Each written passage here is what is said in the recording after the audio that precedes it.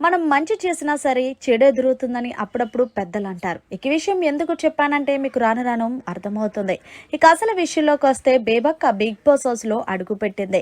Last season లో శివాజీ అనేలా పెద్దరికాన్ని ఎలా తీసుకున్నాడో ఈ సీజన్ లో కూడా అక్క అనే ట్యాగ్ లైన్ తో హౌస్ లో అందరికీ ఏమొచ్చినా సరే దగ్గరుండి చెయ్యాలని అనుకుంది. ఇప్పుడు ఆమెకి ఇదే శాపంగా మారింది.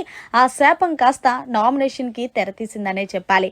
ఇక అసలు విషయానికి వస్తే బేబక్క ప్రతి ఒక్కరికి కానీ ఫుడ్ దగ్గర నుంచి కాఫీల దగ్గర నుంచి అన్ని తనే స్వయంగా చేసి హౌస్ లో అందరికీ పంచుతుంది. అయితే హౌస్ లో ఉన్న మిగతా కంటెస్టెంట్స్ మాత్రం బేబక్కని తప్పుపట్టి మొత్తానికి హౌస్ నుంచి బయటకు పంపించాలని ప్రయత్నం చేశారు. ఇక సోనియా ఆకుల చెప్పిన రీజన్ కూడా ఫుడ్ విషయంలోనే. ఎప్పుడో ఒకసారి పప్పు మాడిపోయినందున అది తీసుకొని నామినేషన్ చేయడం నిజంగా చాలా సిల్లీ అనే చెప్పాలి.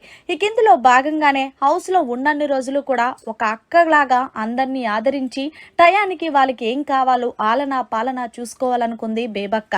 కానీ ఈ వారం బేబక్క బిగ్ బాస్ హౌస్ నుండి బయటకు వచ్చేస్తుందని కామెంట్ చేస్తున్నారు. నిజంగా చెప్పాలంటే ఇప్పుడున్న హౌస్ లో ఉన్న వాళ్ళందరూ కూడా గొడవలు తప్ప ఏం చేశారు? కానీ ఆమెకి ఏజ్డ్ అయినా సరే టాస్కులు ఆడే విధానంలో కూడా ఎంత బాగా టాస్కులు ఆడింది.